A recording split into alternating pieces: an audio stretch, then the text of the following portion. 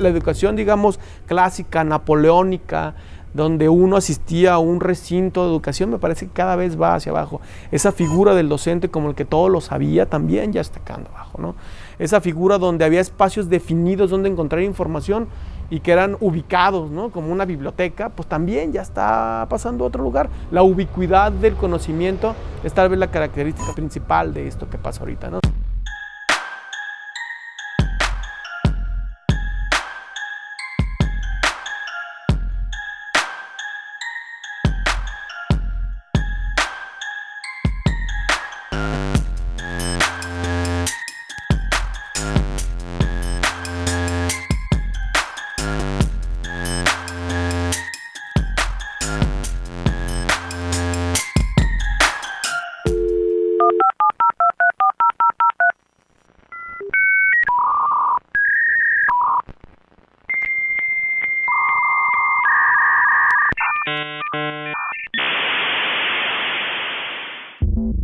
¿Qué es el e-learning? ¿Cómo ha sido el desarrollo de la educación a través de Internet? ¿De qué manera se ha relacionado el conocimiento con la World Wide Web? A lo largo de este capítulo de Prefijo E, nos daremos a la tarea de explorar el fenómeno del aprendizaje en línea, así como su impacto en la era de la información en red. El e-learning es una palabra abanico. O sea, dentro de e-learning caben un montón de cosas, ¿no? Cuando empezó la palabra, pues es el aprendizaje a través de medios electrónicos, pero se convirtió en una sustitución del aprendizaje a distancia. Hoy día hay que tener un sentido amplio de cómo las tecnologías de la comunicación ayudan a enseñar, ¿no? Y hay muchas oportunidades de usar, por tanto, Internet en la educación. Autoadministrado, heteroadministrado, es decir, uno mismo, o enrolándose en un curso formal, creando una comunidad de aprendizaje. Si tenemos una visión amplia, pues todo eso forma parte de cómo en un tiempo en que la red es tan importante, podemos aprender de una manera muy diferente. Y lo que estamos hoy pensando e investigando es cómo serán las herramientas electrónicas en general las que transforman toda la educación, ¿no? De modo que se crea un nuevo sistema, y yo creo que esto es lo más importante hoy día.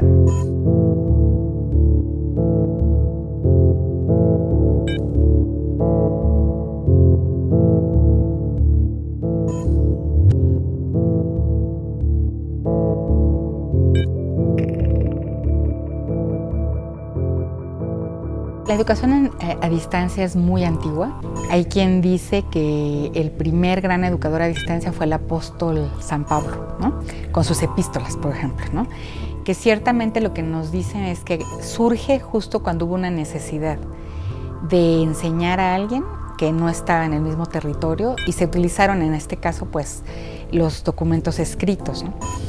De ahí en adelante podríamos hablar de una evolución como de distintos medios que se fueron utilizando. Claro que la educación a distancia, como se reconoce ya de manera instituida, tiene pues por lo menos más de un siglo de desarrollo, porque tuvo mucho que ver con el imperio. O sea, por ejemplo, en el caso del Imperio Británico, con sus colonias, cuando la India fue parte de su imperio, o Australia, Nueva Zelanda, que son grandes territorios en donde para cubrir la educación era muy complicado si no se hacía a través de algún tipo de metodología a distancia.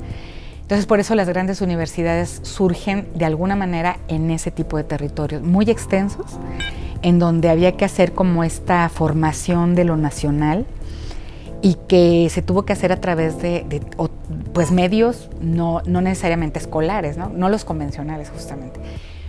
Claro que la educación a distancia tiene un impulso tremendo, como gran parte de los campos de conocimiento, yo digo que todos, con las tecnologías como las conocemos ahora, con Internet. Hoy en día, la educación a distancia es aquella donde la tecnología es un componente principal en el diseño y entrega de la instrucción. En este tipo de educación, el enfoque está en los intereses, tiempos y métodos para aprender del estudiante, mientras que en la educación tradicional, el enfoque está en los conocimientos, intereses y tiempos del instructor. Es por ello que con la irrupción de Internet y con la llegada de la World Wide Web, reaparecen una gran cantidad de cuestionamientos a la educación tradicional.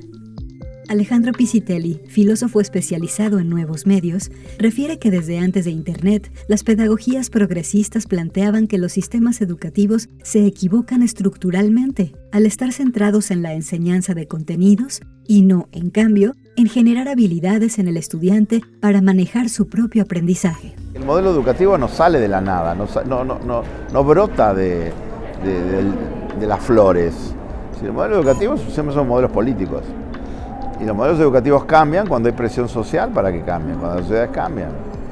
Entonces, esas enseñanzas minoritarias, religiosas en muchos casos, muy sectarias, muy ligadas a las clases dominantes, empiezan a crujir a mediados del siglo XIX. Bueno, en América Latina tarda mucho más en llegar esto. Por ejemplo, el gran movimiento de la reforma educativa en Argentina, la reforma fue en el año 1918, o sea, ya se cumplió 100 años. Ustedes en esa época tenían la Revolución Mexicana, en 1910, y esos movimientos iban cambiando la forma de entender qué es lo que se enseña. Pero lo que había en común era que siempre era qué había que enseñar, y no tanto qué había que aprender, y sobre todo cómo se podía aprender. Hubo gente como Olfato, Piaget en algunas cosas, las escuelas activas, Montessori hace mucho tiempo, que se dan cuenta que algo no funcionaba en esta manufactura, en esta cosa muy de Pink Floyd, ¿no? De un ladrillo en la pared, que uno siempre se acuerda que los chicos entraban en una cinta como si fuera un chorizo, ¿no? Y salían hechos papilla. Entonces ahora lo que estamos viendo es un cuestionamiento desde todas perspectivas del sistema educativo, no el mexicano solamente, sino todos los sistemas educativos del mundo. ¿Por qué? Porque son costosos, porque los chicos no egresan, o sea, tienen una pésima eficiencia terminal, porque las cosas que se enseñan siempre llevan 20 o 30 años de atraso, porque se enseñan siempre de la misma manera, hablando y enchufando contenido, ¿no? La aguja hipodérmica, etcétera. Y entonces lo que estamos viendo ahora es ciertos movimientos o estrategias emancipatorias que están cuestionando esa pedagogía del broadcast. Al volver, hablaremos sobre el fenómeno educativo global llamado Arduino y también sobre la manera en que se ha relacionado el conocimiento con la World Wide Web. Ya regresamos.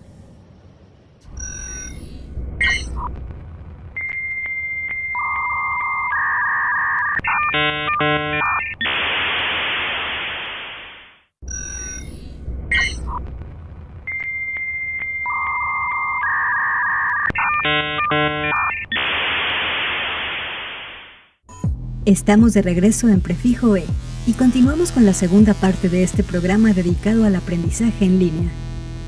¿Qué teorías del aprendizaje han surgido en la era de la información en red? ¿En qué consiste el aprendizaje hacker y en qué consiste el conectivismo? De esto y más charlaremos en nuestro siguiente segmento.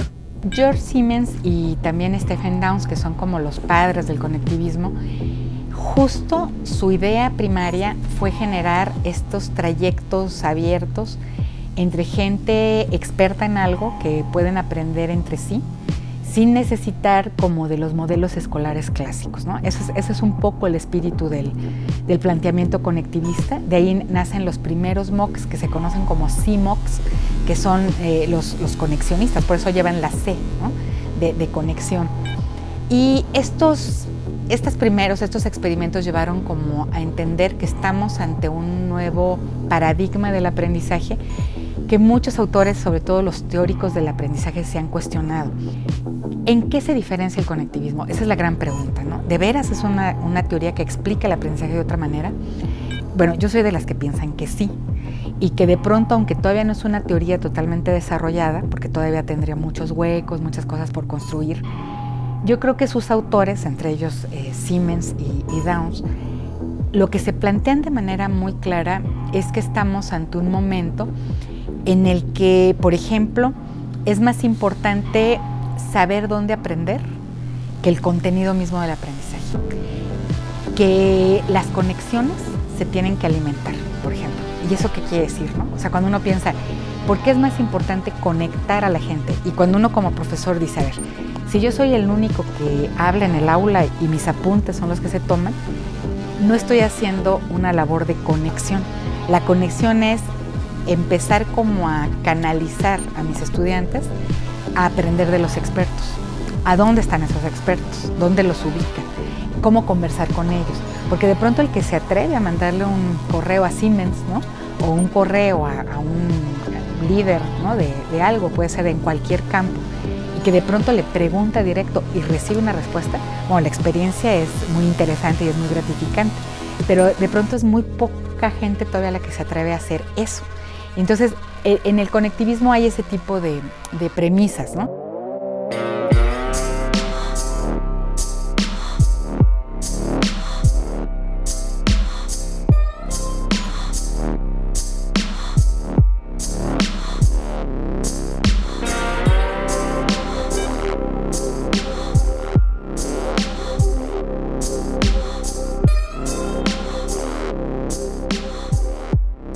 Una de las ideas detrás de Arduino es poder democratizar el acceso a la educación. ¿No? Es decir, que bueno, pues, no puedes ir a la universidad aquí tienes un laboratorio de electrónica. No puedes seguir a otra profesora aquí tienes un libro o una página web que te puede dar este contenido. ¿Quieres aprender más? Aquí hay una comunidad de usuarios a los que puedes preguntar y puedes encontrar un mentor. O sea, si eres suficientemente buen jugador dentro de esta comunidad, habrá gente que te responderá y se convertirá en tu mentor directo o indirectamente, ¿no? Incluso nosotros, los fundadores, podemos llegar a ser mentores de gente.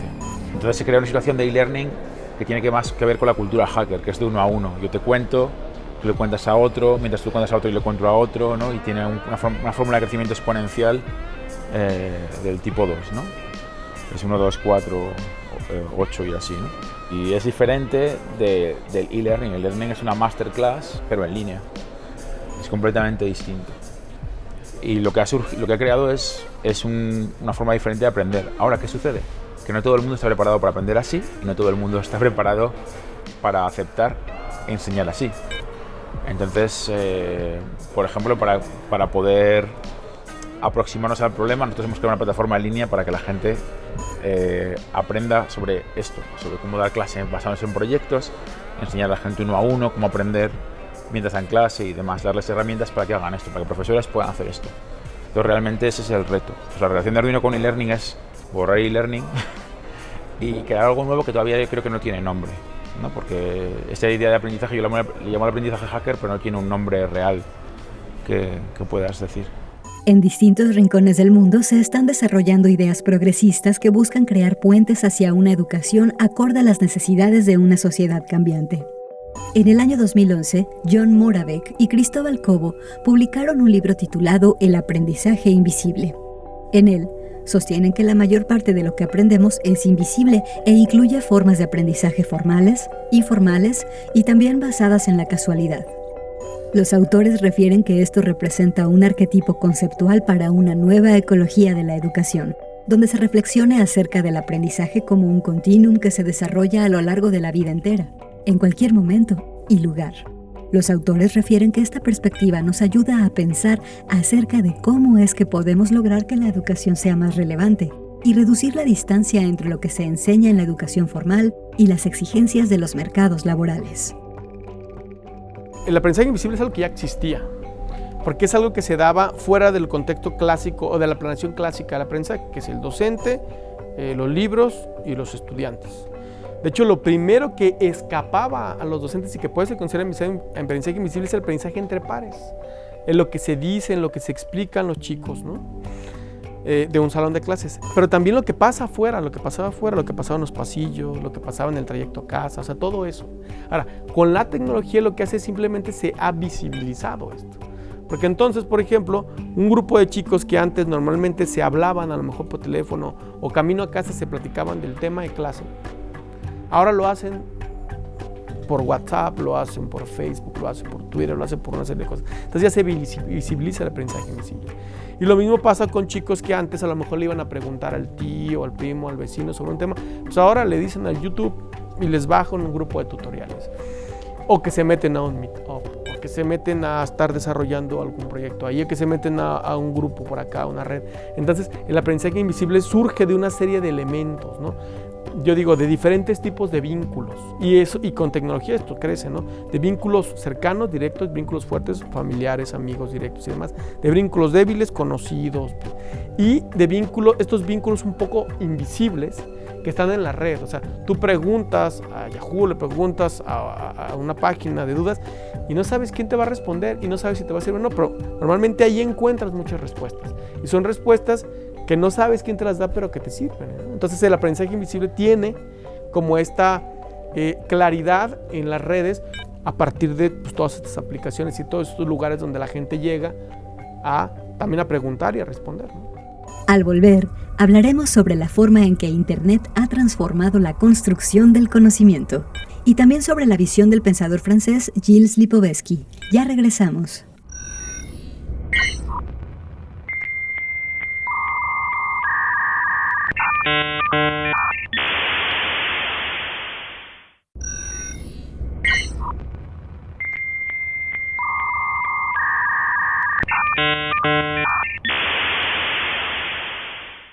Regresamos a Prefijo E y a este capítulo dedicado al aprendizaje a través de Internet. ¿Qué plantea el pensador francés Gilles Lipovetsky acerca de la revolución de lo ligero? ¿De qué forma se transforma la construcción de conocimiento a través de la web? De esto y más charlaremos en nuestro siguiente segmento. Conectar el conocimiento fue posible cuando surge Internet, no porque antes no hubiera habido esfuerzos. A mí me gusta mucho una historia desde el siglo XVIII, cuántos esfuerzos se hacían por carta entre filósofos, por mandarse misivas y de pronto llegar a un punto en el que estuvieran conectadas las ideas. Así hay un montón, ¿no?, de filósofos que uno ni se imagina, que compartieron sus cartas y que mucho de su pensamiento se conectó, pero se conectó con esos grados de dificultad, ¿no?, de meses de distancia para poderse comunicar. Hoy podemos tener comunicación instantánea, réplica, debate, ¿no? Un autor está diciendo una cosa cuando ya 10 le contestaron y le replicaron, y podemos seguir esas conversaciones y esas diferencias. Y yo creo que ciertamente Internet viene a ser el vuelco civilizatorio, ¿no?, en términos de la construcción del conocimiento, y por eso diríamos, no, para muchos educadores la palabra clásica es como que es una herramienta más, y nosotros decimos no, o sea, no es una herramienta más, es un entorno de vida como el entorno natural, como el entorno social urbano, digamos. Entonces estamos viviendo en ese ecosistema en donde Internet es una parte vital, y creo yo que eso está cambiando radicalmente al ser humano. John Moravec y Cristóbal Cobo sostienen que, a diferencia de la sociedad 1.0, cuya industrialización requería trabajadores ubicados en lugares determinados para poder desempeñar funciones concretas, los empleos asociados a los trabajadores del conocimiento y la información se han vuelto mucho menos específicos en términos de ubicación, así como en las tareas a desempeñar. Los autores de Aprendizaje Invisible refieren que los estudiantes de la sociedad 3.0 tendrían que ser nomads, personas que trabajen de forma contextual y que sean adaptables a casi cualquier momento, lugar y circunstancia. Nomads es un juego de palabras en inglés que hace referencia a nomads en el sentido de locos por el conocimiento, así como nomads en el sentido de nómadas del conocimiento. El asunto de los nómadas del aprendizaje me parece que puede ser, por una parte, algo deseable, de que bueno, hay que tener un sujeto que se pueda adaptar a muchas circunstancias y le busque, pero también en una perspectiva no deseable, porque implicaría un sujeto que no estaría exigiendo como certeza, ¿no? Entonces, pues no pidas seguridad social, no pidas derechos de ningún tipo, porque eres un nómada, o sea, sobrevive como puedas. Pareciera ser entonces que estamos creando al sujeto perfecto para esas condiciones históricos sociales que nos están definiendo ahorita desde esta etapa del capitalismo, donde dicen, arréglenselas como puedan. Y yo creo que ahí es donde sí tendría que tener una perspectiva un poco más crítica de la idea del nómada, ¿no? Sí, es cierto, saber de todo, buscar de todo, pero también pues, no perder lo que ya se logró, ¿no? ¿Qué es lo que está pasando ahorita? Que se están perdiendo todos los derechos laborales de todas las personas. Entonces la gente ya no tiene nada. Ir para allá entonces es simplemente estarle dando al mercado y a la idea de capitalismo que se tiene ahorita lo que quiere, que son sujetos, digamos, como hojas, ¿no? Como plumas, que se van y vienen y no exijan absolutamente nada. Y yo creo que lo que vamos a tener es una serie de adultos mayores en condiciones deplorables en el futuro. El pensador francés Gilles Lipovetsky señala que jamás habíamos vivido en un mundo material tan ligero, fluido y móvil. Hoy en día, la revolución de lo ligero ha llegado a crear una relación inédita con el saber, pero también ha conseguido alterar el funcionamiento de nuestra democracia y de nuestra vida pública. Tanto la oferta política como las actitudes ciudadanas son ya representativas de la civilización de lo ligero. Es por ello que Lipovetsky, citando a Paul Valéry, advierte que hay que ser ligeros como el ave y no como la pluma. Pero, ¿en qué se distingue un tipo de ligereza y otro? ¿De qué manera abordar el aprendizaje en esta era de hiperconsumo? Fui impactado por esa frase magnífica de Paul Valéry. Hay que ser ligeros como el ave y no como la pluma. La pluma hace alusión a la ligereza consumista, porque uno cambia en función de la demanda del mercado. De repente a uno le dicen, está esa película, y uno se dice que quiere ir a verla. Ah, deberías visitar las Islas Baleares, y uno quiere ir a visitarlas. Uno cambia en función de la oferta mercantil, porque claramente eso es lo que más le favorece al capitalismo contemporáneo y también a los medios de comunicación. El ser humano desea este tipo de ligereza superficial, pero también desea comprender. Es por ello que creo que debemos favorecer el otro tipo de ligereza, la ligereza del ave, porque es un tipo de ligereza controlada. Y ciertamente ese tipo de ligereza es mucho más difícil de lograr. Para alcanzar la ligereza de un bailarín hay mucho trabajo detrás. Pero entonces esa ligereza se vuelve magnífica. Necesitamos ligereza, sí, pero también necesitamos trabajo inteligente. Y el trabajo inteligente no es ligero, es difícil y debe de adquirirse. Por tal motivo, es importante no dar solamente una educación ligera. Hay que ser flexibles con los niños, no retroceder hacia una educación autoritaria, por supuesto que no, pero tampoco se puede concebir la educación como un proceso en el que cada quien haga lo que quiera, porque dejar a los niños como plumas que van de aquí para allá volverá a los niños caprichosos y no les estaríamos haciendo un buen favor. Ese niño tiene que aprender a esforzarse. Y el resultado es difícil, por supuesto, pero le dará una satisfacción. Le dará el placer de haber podido alcanzar algo. Ese esfuerzo le dará una especie de estabilidad interior. Y este tipo de estabilidad es necesaria. Es por ello que, considerando todo esto, nos resulta conveniente definir, para este siglo que viene, un rumbo, una orientación. La civilización consumista está bien, pero le hacen falta contrapesos. Tenemos que educar la inteligencia de los jóvenes, enseñarles, formarlos, y para eso hace falta la disciplina, hace falta el esfuerzo, hace falta la repetición, como para tocar el piano, por ejemplo. No se puede tocar el piano superficialmente, es difícil. Pero después de dominar la técnica, te sentirás feliz y realizado al tocarlo. Es lo mismo en la vida en general. Se necesita la ligereza de la pluma, sí, pero no solamente esa ligereza, también se necesita la otra.